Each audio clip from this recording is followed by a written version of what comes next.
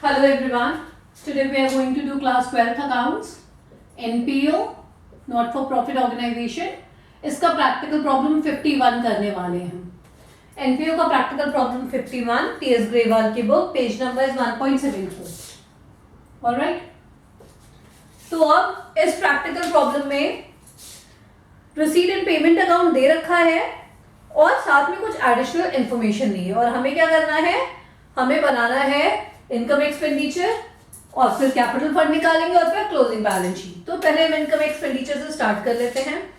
Receipt and payment account के payment side में जो चीजें हैं वो कहाँ आ जाएंगी, एक्सपेंडिचर साइड में, और रिसीट साइड में जो चीजें हैं वो कहाँ आ जाएंगी, इनकम साइड में, है ना. पेमेंट का मतलब खर्चा और रिसीट का मतलब इनकम. ठीक है. तो पेमेंट में सबसे पहले सैलरीज है. सैलरी से रिलेटेड कोई एडजस्टमेंट नहीं है तो हम डायरेक्टली वो अमाउंट लिख देंगे, 25,000. ट्रैवलिंग एक्सपेंसेस,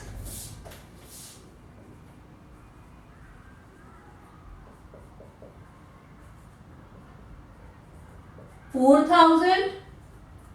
स्टेशनरी, ये सब कुछ दिया हुआ है रिसीट एंड पेमेंट अकाउंट में और इनसे रिलेटेड कोई एडजस्टमेंट भी नहीं है, तो जैसे दिया है वैसे ही वो हमारे एक्सपेंडिचर में आ जाएगा. अगर कोई एडजस्टमेंट होता तो हम उसको ऐड या सब्ट्रैक्ट करते. ठीक है. रेंट 32,000. इसके बाद बुक्स दिया है. बुक्स क्या होता है, books not for profit organisation में बुक्स को हम क्या मानते हैं, स्टॉक मानते हैं. तो इसलिए हम बुक्स जो है वो एक्सपेंडिचर में नहीं लिखते हैं. हाँ, अगर उनका कंज्यूम्ड स्टॉक हमें पता चल जाता है तो वो जरूर हम यहाँ पर लिखते हैं. अगर पूरे साल में कितनी बुक्स कंज्यूम हुई हैं वो पता चल जाएगा तो वो हम लिखेंगे. लेकिन हम सिर्फ जो बुक्स परचेज किया गया वो हमारे लिए क्या होता है, एसेट होता है, इसलिए हम उसे एक्सपेंडिचर में नहीं डालते हैं. क्लियर है बात. तो बुक्स यहां पर नहीं जाएगा. अच्छा, बुक्स की ओपनिंग और क्लोजिंग स्टॉक भी है, उस पर हम आएंगे बाद में. ये हमारा पेमेंट साइड में सारी चीजें हो गई. अब हम आते हैं रिसीट साइड में. रिसीट साइड में सबसे पहले दिया है सब्सक्रिप्शन. ठीक. अमाउंट है 70,500 और सब्सक्रिप्शन से रिलेटेड एडजस्टमेंट भी है. ओके. क्या एडजस्टमेंट है देख लेते हैं. दो है, एक तो एडवांस सब्सक्रिप्शन है और एक आउटस्टैंडिंग सब्सक्रिप्शन है. एडवांस सब्सक्रिप्शन लिखा है, एडवांस जो सब्सक्रिप्शन है वो 2018 और 2019 यही है आई थिंक. ठीक. ये 2018 के एंड में 31 मार्च 2018 और ये 31 मार्च 2019 के एंड में, ऐसा लिखा है एडवांस सब्सक्रिप्शन. ये विजिबल है क्या कैमरे में? यस. ठीक है.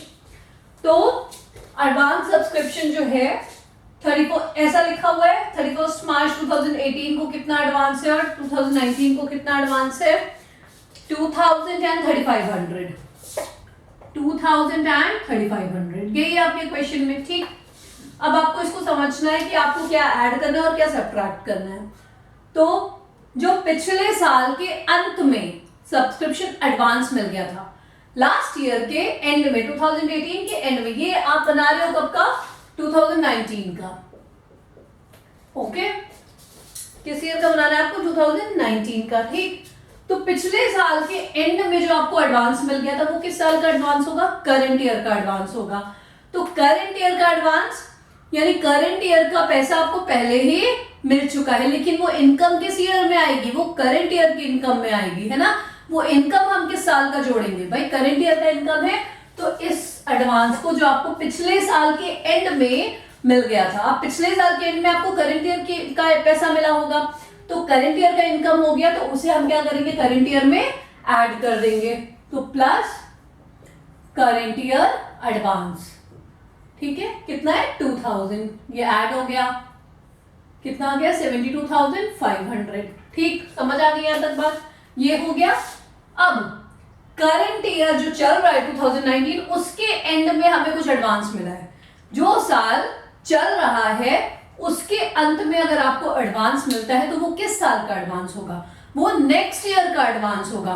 तो उसे हम करंट ईयर की इनकम में ऐड नहीं करेंगे बल्कि सब्ट्रैक्ट करेंगे, हम उसे हटा देंगे। हमें करंट ईयर का सिर्फ सब्सक्रिप्शन पता करना है कि इस साल का सब्सक्रिप्शन कितना मिलना चाहिए था, चाहे वो मिला हो चाहे नहीं मिला हो, लेकिन इस साल का कितना मिलना चाहिए था। ठीक है, तो इस साल का ये जो था पिछले साल मिल गया था, तो ये तो है इस साल का, इसलिए हमने ऐड कर लिया।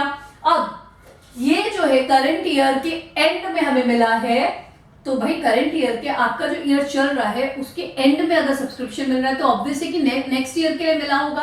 तो ये एडवांस आपको किस साल के लिए मिला है, 2020 के लिए मिला है। तो आप क्या करोगे, ये पैसा आप इसमें ऐड करके नहीं रखोगे, आप क्या करोगे, इसमें से, इस सब्सक्रिप्शन में से सब्ट्रैक्ट कर दोगे। तो ये आप माइनस नेक्स्ट ईयर एडवांस, ठीक है, कितना है 3500।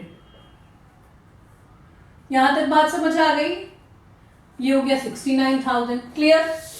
अब यहां तक तो हमने काम कर लिया है।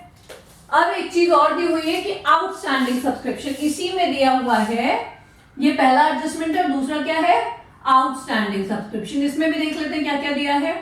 आउटस्टैंडिंग में 2018 और 2019 ऐसे ही है, दोनों 31 मार्च की डेट का ही है। ठीक, ये आउटस्टैंडिंग है। और आउटस्टैंडिंग का अमाउंट क्या है, 3400 एंड 4300, 3400 4300। ये आपके क्वेश्चन में एडिशनल इन्फॉर्मेशन है।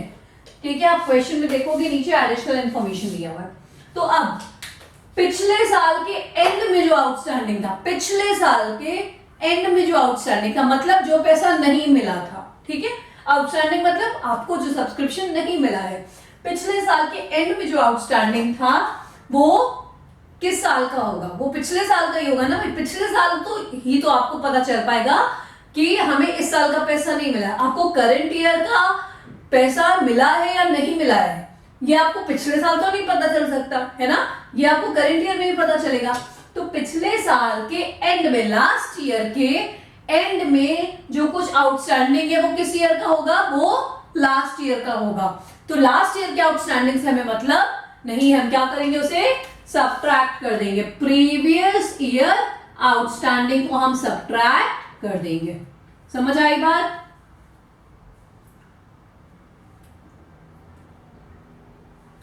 ठीक, यहां तक बात समझ आ गई कि प्रीवियस ईयर का जो आउटस्टैंडिंग है, प्रीवियस ईयर के एंड के बाद में बताया जा रहा है कि इतना आउटस्टैंडिंग, यानी वो प्रीवियस ईयर का आउटस्टैंडिंग है, तो उसे हम हटा देंगे।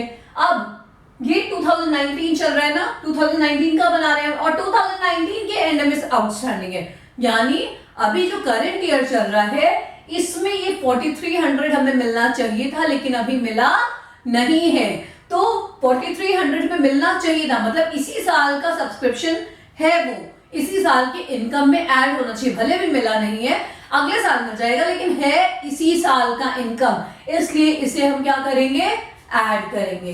कोई भी कंफ्यूजन हो तो बड़े ध्यान से, सब्सक्रिप्शन के बहुत सारे क्वेश्चंस कराए गए हैं, उनको जरा सा बैक जाके आप लोग देखिएगा सारे वीडियोस। सब्सक्रिप्शन कैसे कैलकुलेट करते हैं, बहुत सिंपल है कि करंट ईयर की चीजें आपको ऐड रखनी है और बाकी अगला पिछला जो कुछ भी है वो हटा देना है। तो ये नेक्स्ट ईयर में आ जाएगा, ये आपको क्या करना है, ये वाला, ये करंट ईयर का आउटस्टैंडिंग, यानी करंट ईयर में ये पैसा हमें मिलना था और नहीं मिला है, तो हम इसे क्या करेंगे, भाई पैसा तो मिलेगा ना हमें, अभी नहीं मिला 2 दिन बाद मिल जाएगा, लेकिन मिलेगा, और करंट ईयर का इनकम है, तो हम इस करंट ईयर की इनकम को क्या करेंगे, ऐड कर देंगे, करंट ईयर आउटस्टैंडिंग को ऐड कर देंगे। ठीक, बात समझ आ गई, हमने ये काम कर लिया।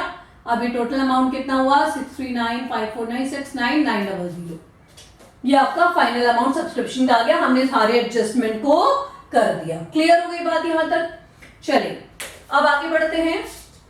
डोनेशंस, डोनेशंस इनकम है, जनरल डोनेशंस है तो हम इनकम में दिखाएंगे, स्पेसिफिक किसी पर्पस के लिए डोनेशन आता तो वो हम बैलेंस शीट में दिखाते, लेकिन सिर्फ डोनेशन अगर लिखा है तो आप उसे इनकम में दिखाएंगे। ठीक है,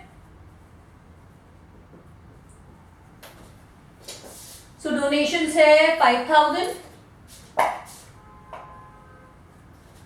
ठीक, बात क्लियर हो गई।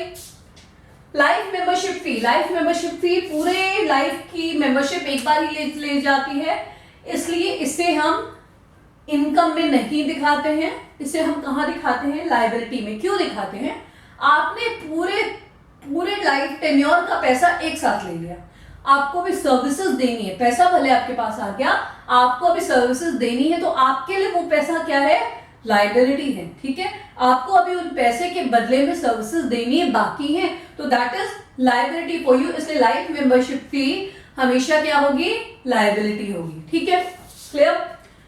इनकम फ्रॉम इन्वेस्टमेंट तो भाई इनकम में आएगा, अगर इनकम कुछ हो रहा है इन्वेस्टमेंट से तो वो इनकम में आएगा। ठीक है, अच्छा इन्वेस्टमेंट से किस तरीके से इनकम हो सकता है, बहुत सिंपल है, आपने कुछ इन्वेस्टमेंट किया है तो उस पर इंटरेस्ट मिलता है, बस यही इनकम हो सकता है ना।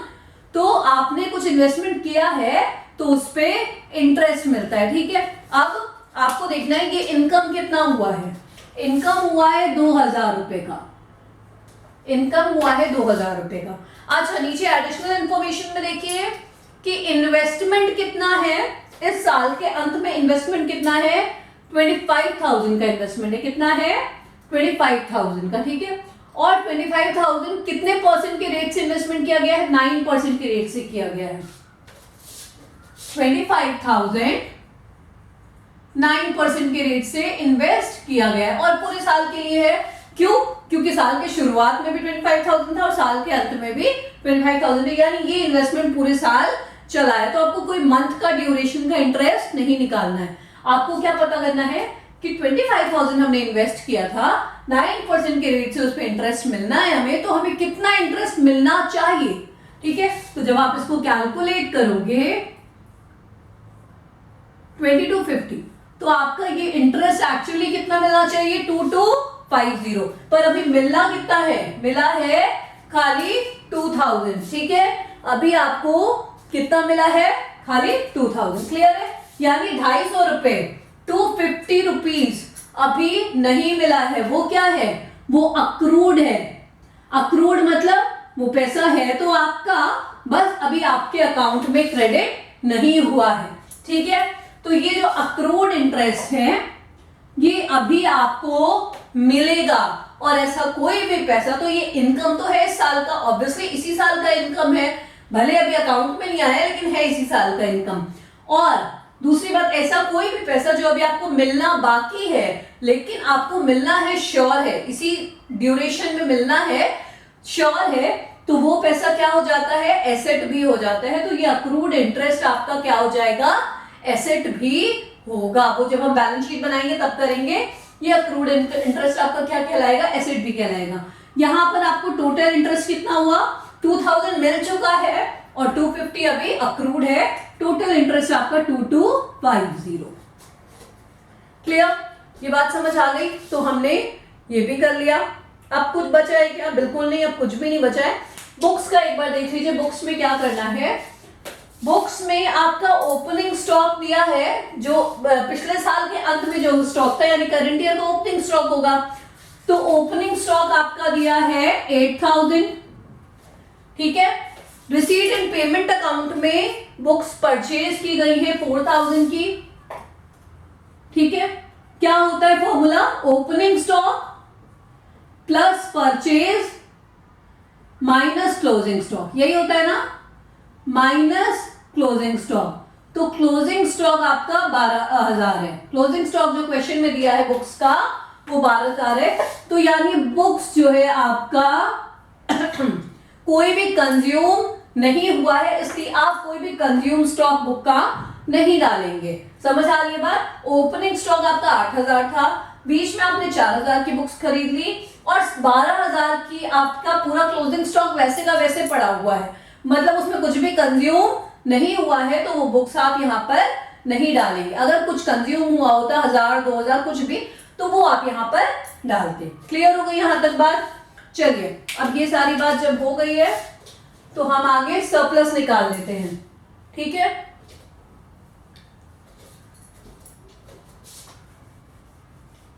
ये मैंने मिटा दिया क्योंकि बहुत ज्यादा हौच-पौच हो रहा है। चलिए, तो अब हम सरप्लस निकाल ले जल्दी से। क्या आ रहा है टोटल? टोटल आ रहा है 77150, 77150। ठीक, और सरप्लस आ रहा है, आप क्रेडिट के टोटल से डेबिट के टोटल को सब्ट्रैक्ट करेंगे तो आपका सरप्लस आएगा 13150। ठीक है, ये आपका इनकम एक्सपेंडिचर बन गया। आई होप सारे पॉइंट्स क्लियर हो गए होंगे। अगर नहीं हुए हैं एक बार बैक करके भी देख सकते हैं, और नहीं तो आप कमेंट सेक्शन में पूछ भी सकते हैं। चलिए, अब हमें क्या पता करना है, व्हाट नेक्स्ट, क्योंकि हमें बैलेंस शीट बनाना है, लेकिन ये बैलेंस शीट बनाने के लिए जो सबसे इंपॉर्टेंट चीज होता है कैपिटल, वो हमें नहीं मालूम है। तो हमें इस बैलेंस शीट को बनाने के लिए पहले कैपिटल निकालना पड़ेगा। तो हमें उसके लिए साल के शुरुआत वाला बैलेंस शीट यानी ओपनिंग बैलेंस शीट बनाना पड़ेगा, जिससे हमें ये पता चल जाए कि कैपिटल कितना था।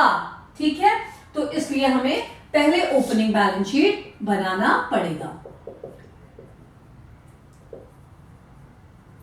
ओके, तो ओपनिंग बैलेंस शीट में क्या क्या चीजें जाएंगे? जो कुछ भी साल के शुरुआत में थी, चाहे वो एसेट्स चाहे लायबिलिटी, जो साल के शुरुआत में थी। तो साल के शुरुआत में क्या क्या था, सबसे पहले देखते हैं। जो रिसीट एंड पेमेंट अकाउंट में जो सबसे पहले टू बैलेंस बीडी दिया है, उसका मतलब क्या है, वो साल के शुरुआत में कैश का बैलेंस है, कि कैश का इतना पैसा था, वो आपका ओपनिंग बैलेंस है। तो ओपनिंग बैलेंस कहां जाएगा? ओपनिंग बैलेंस शीट में जाएगा। तो कैश आपका एसेट होता है, एसेट साइड में आपका ओपनिंग बैलेंस जाएगा कैश का 10,500। ठीक, क्लियर? अब इसके बाद आपको क्या देखना है, सीधे सीधे आपको देखना है एडिशनल इंफॉर्मेशन में, क्योंकि वहां पर सारी चीजें दी होती है कि ओपनिंग बैलेंस शीट में क्या क्या जाएगा। तो ओपनिंग बैलेंस शीट में भाई पिछले साल के अंत में जो कुछ भी था वो ओपनिंग बैलेंस शीट में आना चाहिए। क्लियर? तो पिछले साल के अंत में यानी 31 मार्च 2018 में क्या था? एडवांस सब्सक्रिप्शन था। ठीक है, एडवांस सब्सक्रिप्शन था कितने का? 2000। तो पिछले साल के अंत में आपके पास 2000 रुपए का एडवांस सब्सक्रिप्शन था, आपने एडवांस में ले लिया, तो ओपनिंग बैलेंस शीट में वो एडवांस सब्सक्रिप्शन आएगा। क्लियर? अब एडवांस सब्सक्रिप्शन क्या होगा? लायबिलिटी होगी। क्यों? क्योंकि आपने पैसा ले लिया है, अभी आपको सर्विसेज देनी बाकी है, तो इसलिए एडवांस सब्सक्रिप्शन क्या हो जाएगा? लायबिलिटी 2000। क्लियर? फिर पिछले साल के अंत में आउटस्टैंडिंग सब्सक्रिप्शन भी था, पिछले साल के अंत में आउटस्टैंडिंग सब्सक्रिप्शन भी था। ठीक है, कितना? 3400। अब पिछले साल 3400 नहीं मिला, वो पैसा जो नहीं मिला पर मिलना बाकी है, मिलेगा, ये बात पक्की है, वो पैसा क्या हो जाता है? एसेट हो जाता है। तो आउटस्टैंडिंग सब्सक्रिप्शन क्या हो गया? एसेट हो गया। ठीक है, और हम सिर्फ ओपनिंग वाला अमाउंट डालेंगे, यानी जो पिछले साल का लास्ट ईयर का जो अमाउंट दिया हुआ है वो डालेंगे हम यहां पर। तो आउटस्टैंडिंग सब्सक्रिप्शन कितना है?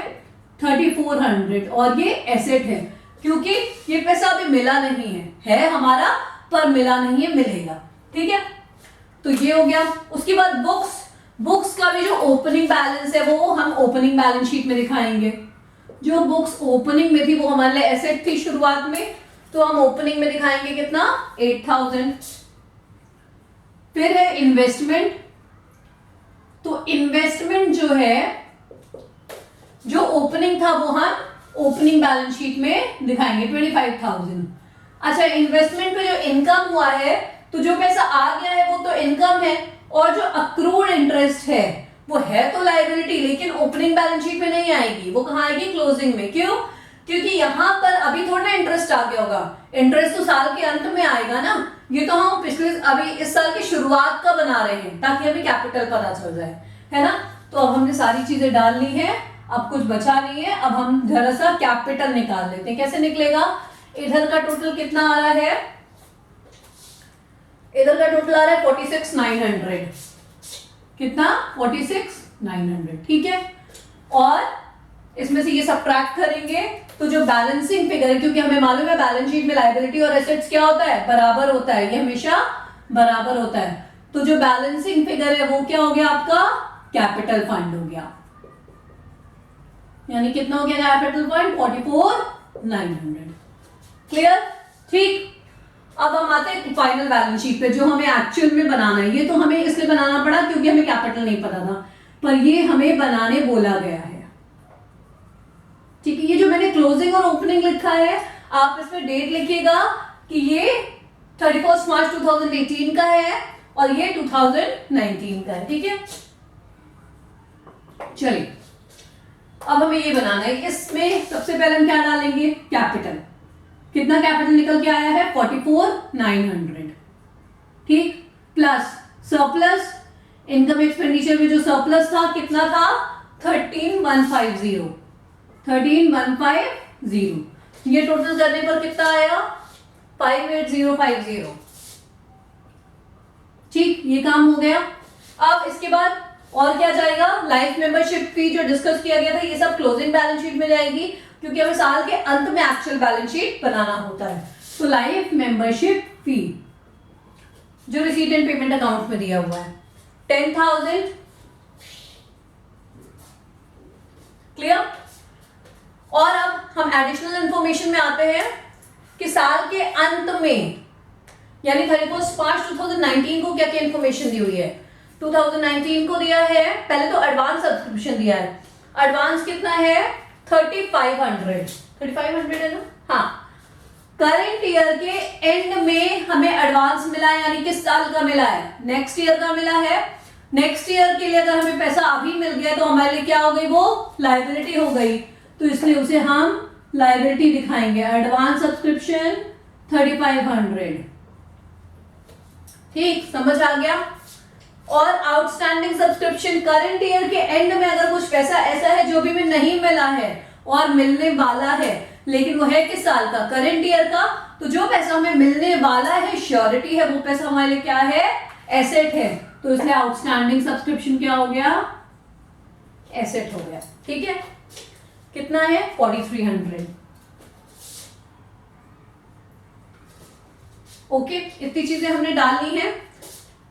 इसके बाद बुक्स का क्लोजिंग बैलेंस, जैसे इसमें ओपनिंग बैलेंस है, इसमें क्लोजिंग बैलेंस जाएगा 12,000। इन्वेस्टमेंट 25,000 है, प्लस जो अक्रूड इंटरेस्ट है, जो पैसा अभी मिलना बाकी है, वो हमारे लिए क्या हो जाता है? वो हमारे लिए एसेट हो जाता है। जो पैसा मिलना बाकी है वो हमारे लिए एसेट हो जाता है। तो 250 रुपीज, 2,000 रुपीज तो मिल चुका है, लेकिन 250 अभी अक्रूड है, ये मिलना बाकी है, तो ये हमारे लिए एसेट हो जाएगा। ठीक है, तो 25, 250। क्लियर? ये इन्वेस्टमेंट हो गया। अब और क्या बचा? कैश का क्लोजिंग बैलेंस, जो बाय बैलेंस सीधी दिया है वो कैश है क्लोजिंग बैलेंस, और वो है 30,000, और वो है 30,000। ठीक, अब हम देख लो जरा कुछ छूट तो नहीं रहा। 30, 12,000। Fine, it's fine. ठीक है, तो अब आप इसको एसेट्स और लायबिलिटी को जब टोटल करेंगे तो आपका ये इक्वल आएगा, कोई दिक्कत नहीं आएगी। ठीक है, और ये आपका आ रहा है 71,550। 71,550। ठीक है, बात समझ आ गई? कोई प्रॉब्लम नहीं होनी चाहिए। अगर कोई प्रॉब्लम हो you can ask in comment section. ठीक है, तो this was practical problem 51। Thank you.